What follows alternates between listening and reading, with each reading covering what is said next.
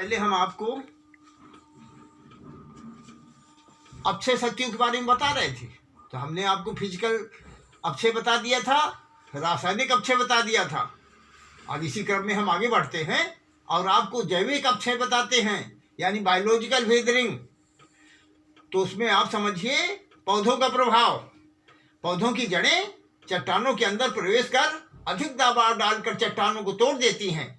चट्टानों की दरारों में उपस्थित पौधों के अवशेष सड़कर अम्ल पैदा करते हैं तथा उनकी जड़ें भी अम्ल स्रावित यानी सिक्रेट करती हैं, जो चट्टानों को तोड़ने व गलाने में सहायक होता है। छोटे छोटे पौधे जैसे लाइकेन, मांस आदि भी चट्टानों को अक्षय करते हैं। इसी प्रकार जंतुओं का प्रभाव। अनेक सूक्ष्म जीवों माइक्रो ऑर्गेनिज्म के समूह चट्टानों तथा खनिजों के विखंडन में सक्रिय रहते हैं। बड़े जीव खरगोश, गीदड़, लोमड़ी, चूहे, केंचुए आदि भूमि को खोदते रहते हैं। बिल खोदने पर चट्टानें निर्बल हो जाती हैं। केंचुए उष्ण जलवायु में छोटे कणों को पीसने में सहायक होते हैं। 1 हेक्टेयर में केंचुओं द्वारा औसतन 25 टन मिट्टी एक वर्ष में इकट्ठी की जाती है।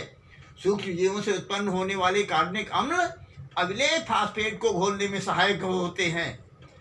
मनुष्य किस प्रकार से वेदरिंग इसमें जैविक अक्षय में बायोलॉजिकल वेदरिंग में सहायक है, ध्यान दीजिए। मानव भी चट्टानों के विखंडन में हाथ बटाते हैं। बड़ी बड़ी पहाड़ियों से लाओ चट्टानों को काटकर वह विस्फोटकों द्वारा तोड़कर सड़कें बनाई गई हैं। विस्फोटकों द्वारा बड़ी बड़ी चट्टानें चूर्ण चूर्ण कर दी जाती हैं। अतः मनुष्य भी चट्टानों की तोड़ने में सहायक होते हैं। इस प्रकार आपने जैविक शक्तियाँ यानी बायोलॉजिकल वेदरिंग के बारे में समझा। अब इसके आगे हम आज आपको बताते हैं भूमि का वर्गीकरण। तो इसमें देखिए, ध्यान से समझिए। भूमि के निर्माण में और विकास में विभिन्न कारकों जैसे जलवायु, वनस्पति, पैतृक चट्टानें इस प्रकार की प्रभाव से भिन्न भिन्न प्रकार की मृदाएं बनती हैं। जो मृदा की विभिन्नताओं को देखते हुए उसे कई आधार पर विभिन्न वर्गों में बांटा गया है, जैसे जनिक वर्गीकरण यानी जेनेटिक क्लासिफिकेशन, भूवैज्ञानिक वर्गीकरण यानी जियोलॉजिकल क्लासिफिकेशन, भौतिक वर्गीकरण, फिजिकल क्लासिफिकेशन, कणों के आधार पर भूमि का वर्गीकरण, टेक्सचर क्लासिफिकेशन।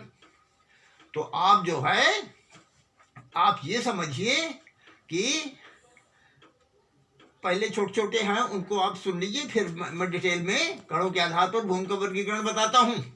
जनिक वर्गीकरण में जेनेटिकल क्लासिफिकेशन में जो है तो थर्मोजेनिक वर्ग, फाइटोजेनिक वर्ग, हाइड्रोजेनिक वर्ग, हेलोजेनिक वर्ग, कैल्सीमार्फिक प्रदाय, इस प्रकार की जनिक वर्गीकरण है। तो इसमें आप कहें तो थोड़ा एक एक पॉइंट में बताता चलूं। तो देखिए, थर्मोजेनिक वर्ग, इस वर्ग की भूमि विश्व में सर्वाधिक गर्म भागों में मिलती है।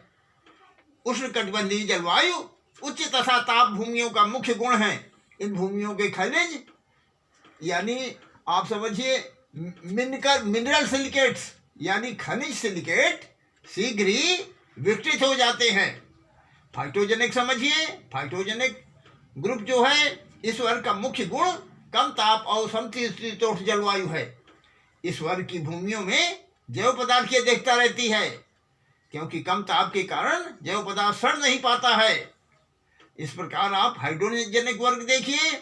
इस वर्ग की भूमि अति ठंड के वातावरण में निर्मित हुई है। टुंडा क्षेत्र में भूमि इसी वर्ग में आती है। इसमें जैव पदार्थ की अधिकता होती है। पास या पीट सॉइल भी इस वर्ग में सम्मिलित है। हेलोजेनिक वर्ग, इस वर्ग की भूमियां सोडियम लवणों के प्रभाव से निर्मित हुई हैं। वे भूमियां क्षारीय एल्कलाइन हैं। इसी प्रकार से आप कैल्सीमार्फिक मृदाएं समझिए। इन मृदाओं में पैतृक पदार्थ चूना की मात्रा अधिक होती है। अब आप जो है दूसरा पॉइंट समझिए।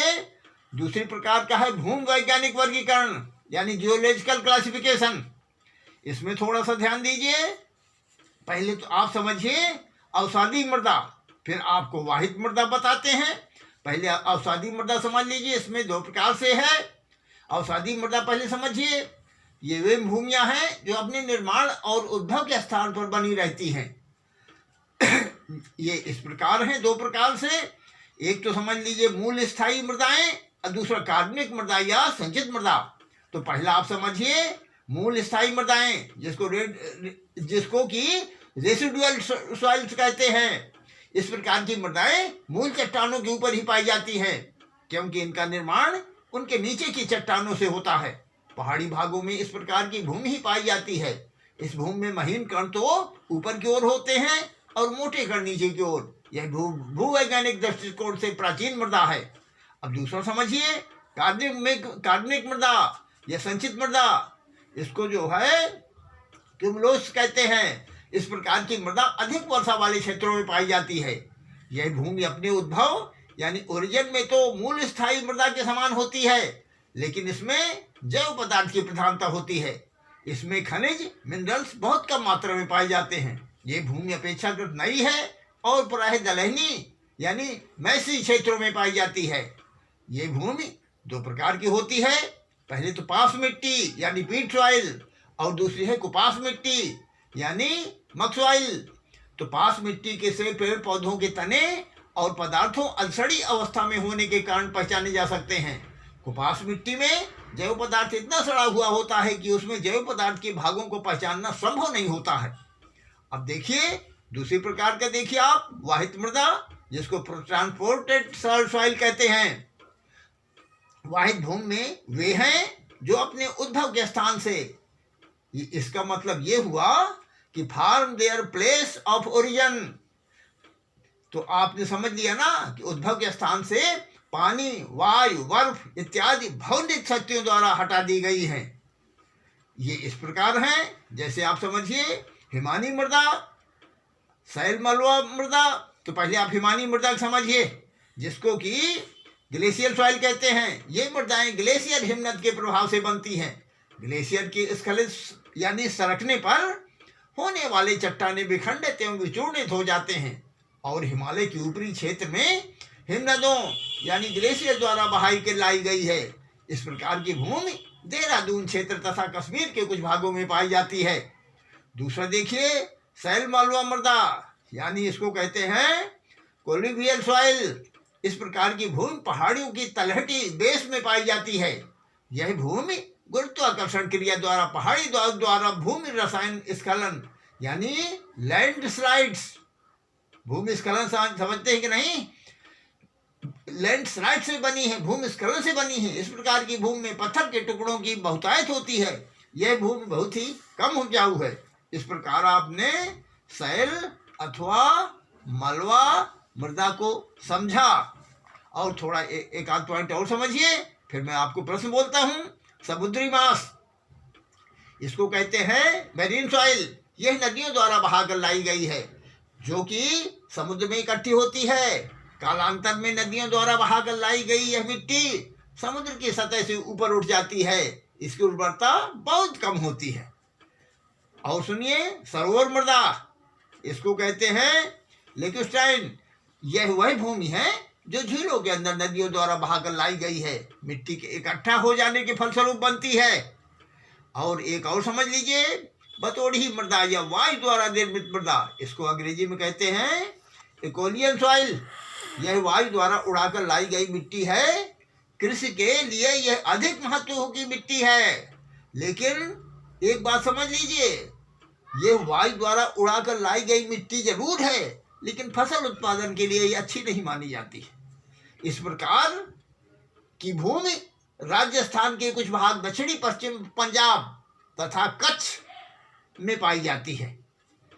अब प्रश्न लिख लीजिए, दो प्रश्न जो आपको लिख करके लाना है, जिसका कि उत्तर लिख करके मेरे पास भेजना है। तो इसमें पहला प्रश्न लिखिए, भूमि का वर्गीकरण। भूमि के वर्गीकरण से आप क्या समझते हैं, लिखिए। समझ में आ गया कि नहीं आया प्रश्न? इसका उत्तर लिख के भेजिएगा मेरे पास। एक प्रश्न और लिख लीजिए, छोटा सा बोलूंगा मैं। आप ये समझिए कि इसको ध्यान से आप पढ़िएगा, चाहे जो कल पढ़ाया था जो आज पढ़ाया था, दोनों ध्यान से सुनिएगा। तो इसमें आपको लिखना है, क्या लिखना है जानते हैं? बहुत संक्षेप में लिखिएगा, थोड़ा थोड़ा पॉइंट डाल करके। मैं जान जाऊंगा कि आपको आता है कि नहीं आता। आप जो है, जो ये वेदरिंग है, अक्षय शक्तियां हैं, उसमें से सिर्फ आप भौतिक शक्तियां लिखिए, भौतिक अक्षय, जिसको फिजिकल वॉइस वेदरिंग कहते हैं। धन्यवाद।